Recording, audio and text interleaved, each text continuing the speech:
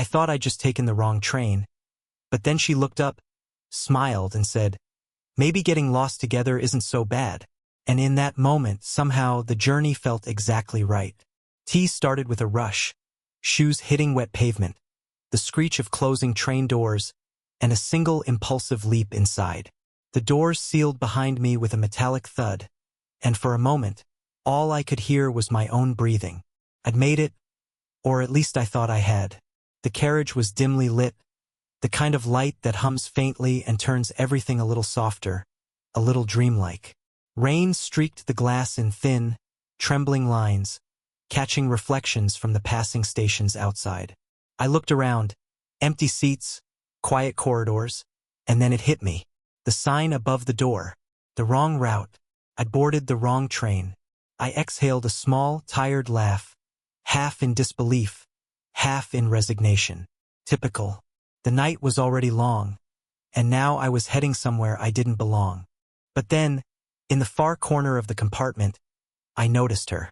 She sat by the window, alone, with her legs crossed and a book open loosely in her hands. The light from the reading lamp touched her hair, catching faint streaks of silver in the dark strands. She wasn't dressed to draw attention, just a soft gray sweater, a wool scarf, but something about her posture, the calm self-containment, made the space around her feel quieter, more deliberate. When our eyes met, it wasn't dramatic, just a brief, curious glance. But it was enough to make my pulse trip. There was a softness in her expression, a flicker of amusement as if she'd seen that look before. The realization, the small frustration of someone who's lost their way. I muttered to myself, half under my breath, "Of course, perfect." Her voice came lightly across the still air. "You too." It was such a simple question. But it made me smile, maybe because it felt like more than a question. Maybe because there was warmth hidden in it. "Yeah," I said. "Wrong train, wrong direction, perfect timing." She closed her book slowly, marking the page with her finger. Maybe not wrong, maybe just unexpected. Her tone was steady, thoughtful, the kind that lingers a second too long in your mind. I didn't know her, not even her name, but something in the way she said unexpected made it sound like a promise instead of an accident. The train swayed gently, rain thickened outside, and I took the seat across from her. Not too close, just enough that I could still see the reflection of her face in the window. For a while, neither of us spoke. The rhythm of the wheels, the faint hum of the rails, and the occasional flicker of light painted the moment in stillness. She returned to her book. I pretended to check my phone. But every now and then, when she turned a page, her eyes would lift, just briefly, and meet mine again. And each time I had the same quiet thought. Maybe the wrong train wasn't such a mistake after all. The train rocked gently as it rolled through the dark countryside, the rhythm of the wheels setting a slow, soothing pulse under the quiet hum of rain. We were the only two passengers left in the compartment, two strangers bound by accident, or maybe something quieter, something that didn't need a reason. I watched the raindrops race each other down the glass, half aware of her presence across from me.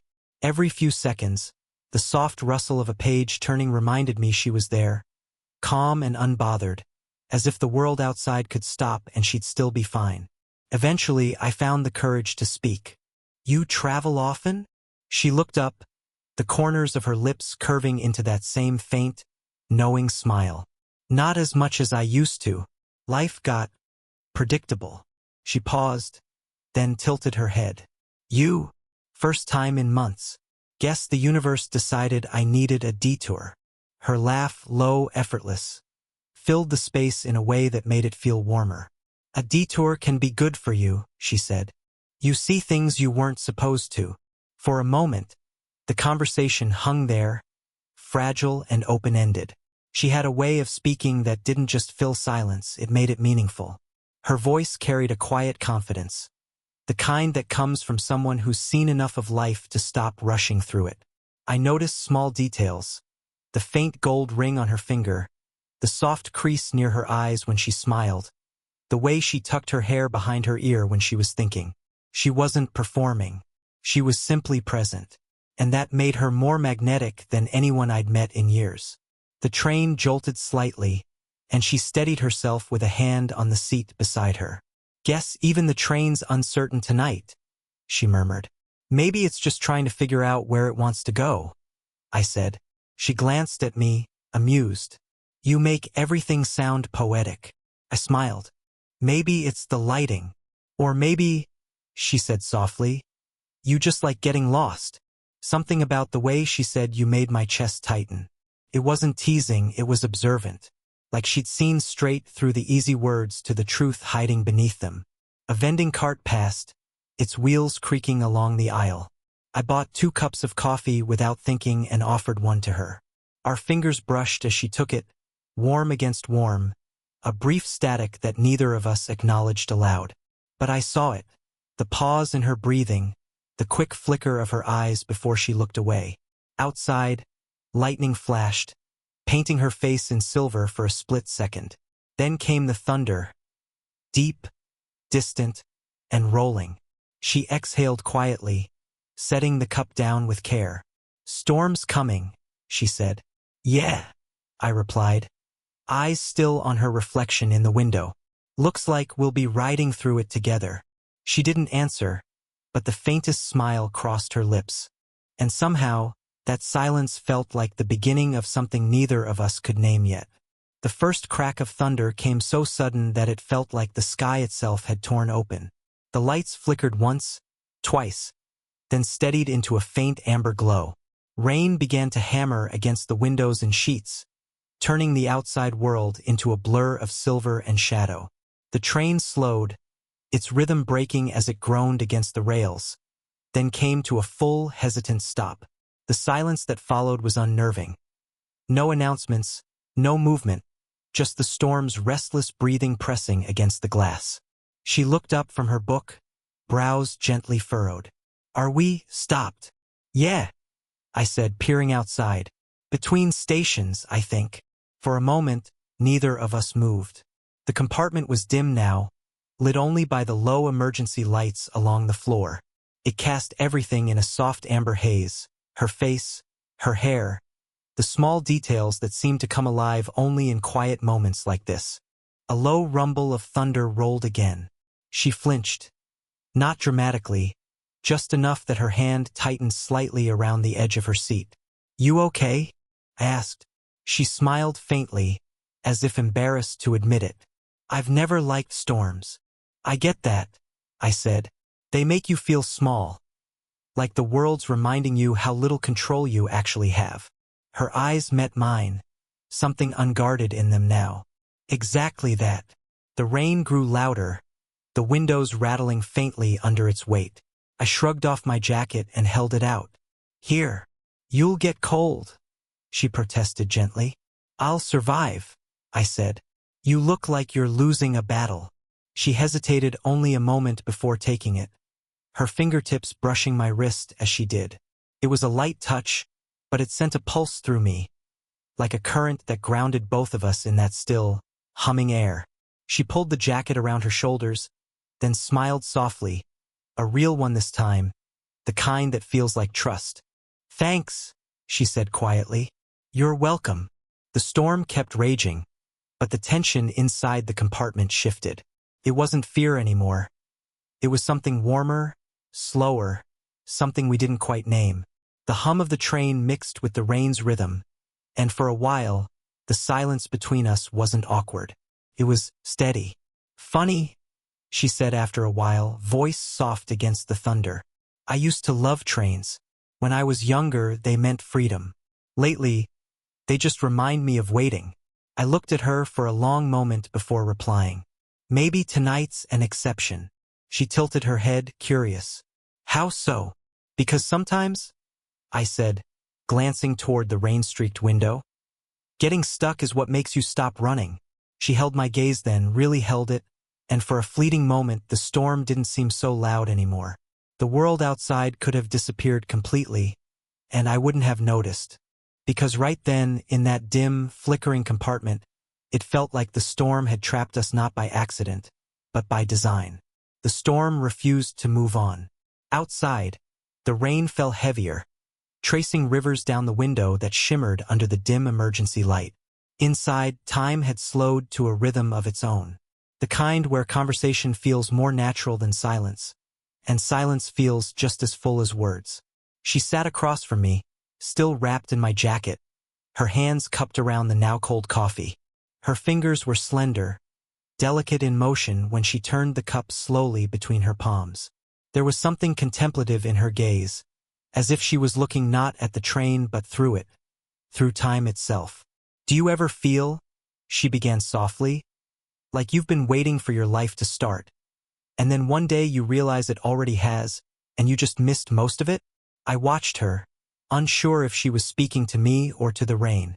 "All the time," I said quietly. "It's like I keep waiting for something big to happen, but maybe I'm just supposed to notice the small things instead." She gave a small laugh, gentle, but tinged with something wistful. "You're too young to sound that wise. Maybe I've just been paying attention to the wrong things," I replied. Her eyes softened. "Or the right things too soon."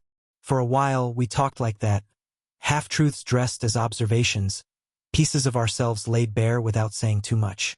She told me she used to travel often, long-distance trains, city to city, chasing photography projects and exhibitions. Her life had been full of motion, people, purpose. But somewhere along the way, she said, she'd traded that for stability. "It's not a bad life," she said, eyes on the rain. "It's just quieter than I thought it would be." "And tonight?" I asked. "Tonight feels like noise I didn't know I needed." Something in me softened at that.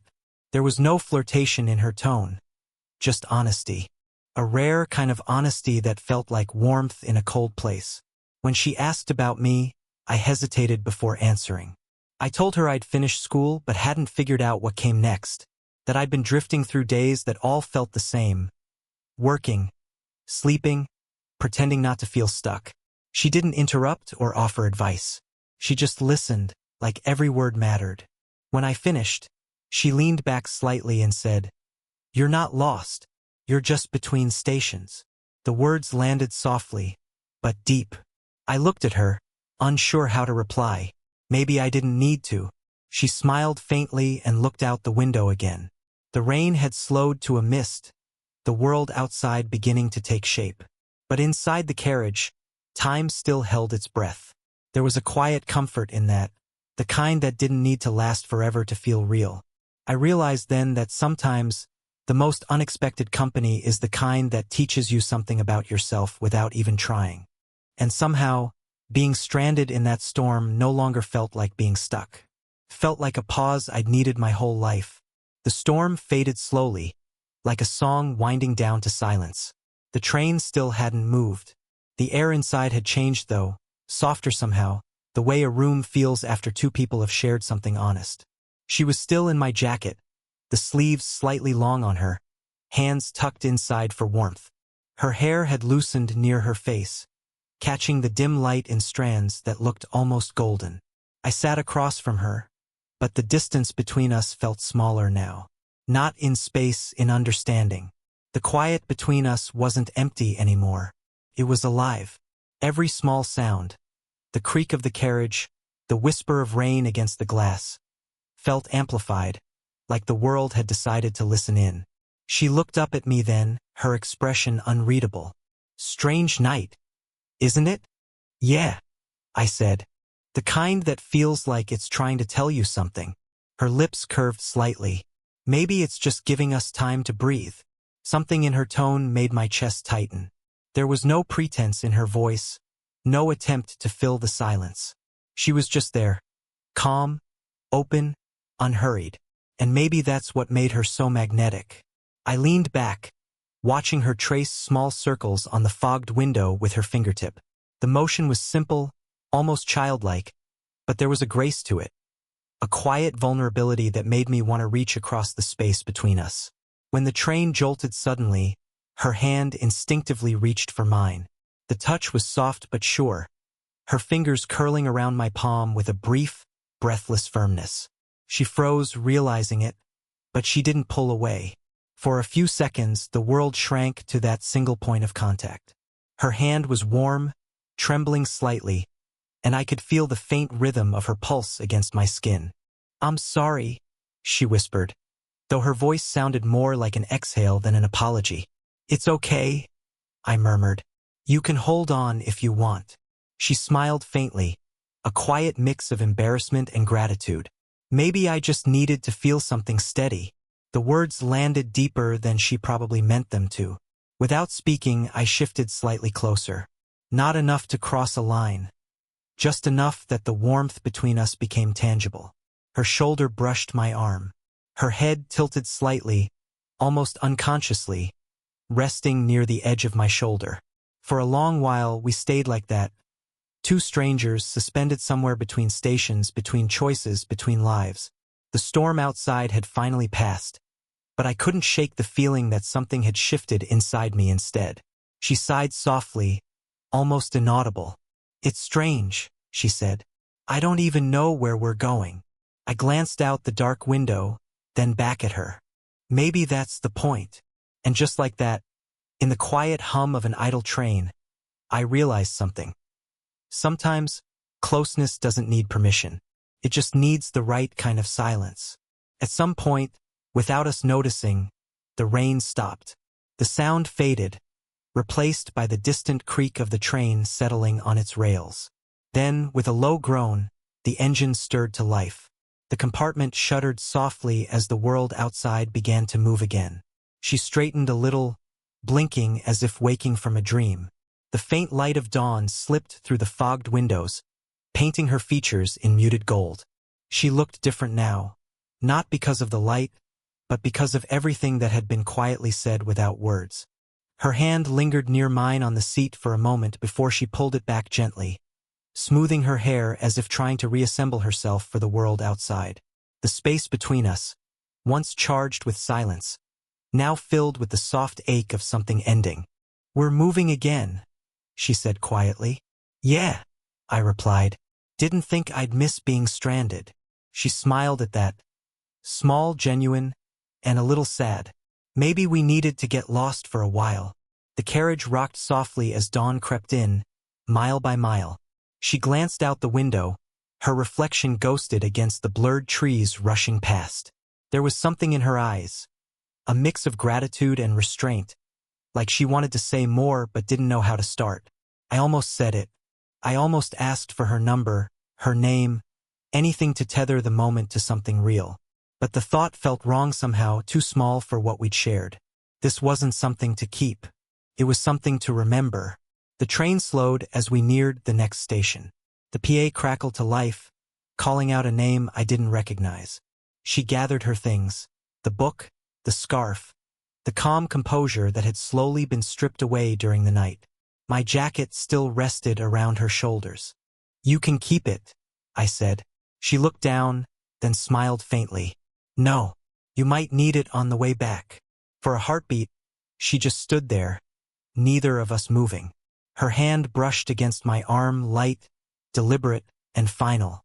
Then she leaned in, voice barely above a whisper. "Maybe getting lost together isn't so bad." I met her gaze. "Maybe it's the only way to find what you didn't know you were looking for." She held that look for one last, lingering second, and then, with a quiet breath, she turned and stepped out onto the platform. Through the glass, I watched her walk away, her scarf catching in the early wind. She didn't look back. She didn't need to. As the train doors closed and the engine began to pull forward, I sat back, feeling the weight of absence settle gently beside me. It didn't hurt. It just stayed. Outside, the morning light broke fully, and for the first time in a long while, I didn't feel lost. The train moved on, slow and steady, its rhythm returning to the familiar clatter of wheels on rails. People began to board at the next stops. Business travelers, tired faces, strangers with somewhere to be. The quiet we'd shared was gone, replaced by the low murmur of morning. But in the corner seat across from me, her absence felt almost physical, like sunlight fading after dusk. Her jacket, my jacket, was folded neatly beside me, carrying a faint trace of her perfume, something soft and lingering, like jasmine mixed with rain. I ran my fingers over the fabric, smiling at how precisely she'd folded it. as if even her goodbye had been careful. Outside, the world looked newly washed. Fields blurred past, streaked with the pale gold of morning light. The storm had left behind puddles that caught reflections of the rising sun, tiny mirrors of a night that already felt half-imagined. I leaned my head against the window, watching the landscape unfold, and let my thoughts drift back to her. The quiet steadiness of her voice, the small laugh that had filled the empty train, the warmth of her hand, trembling slightly but refusing to let go. For a stranger, she had a way of making the world slow down. She hadn't told me her full story. She didn't need to. Somehow, in a few hours, I'd learned more about her than I had about people I'd known for years. Maybe that's what happens when two lives intersect by accident. There's no script, no expectation, just honesty. I wondered if she'd think of me again, or if I'd simply become another nameless passenger in a story she tells someday. That night, I got stuck on a train with a boy who made me coffee and talked about storms. And maybe that's enough. The train curved along the river, the light shifting, painting ripples across the water. I felt something inside me settle, something that had been restless for too long. I'd been waiting for big moments, for grand reasons to feel alive, when maybe all I needed was this, a night that meant nothing to the world but everything to me. I reached for my phone to check the next stop, then stopped halfway. Instead, I just looked out the window, smiling to myself. Maybe I was on the right train all along, I whispered.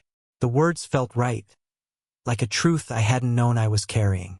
The train rolled on, taking me back toward the noise and movement of real life, but the night's quiet stayed with me.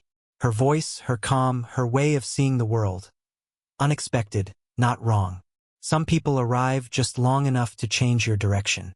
She didn't stay, but she left something that did. And as the morning light filled the carriage, I realized it wasn't about being lost anymore. It was about being found, even if only for one unforgettable night on the wrong train.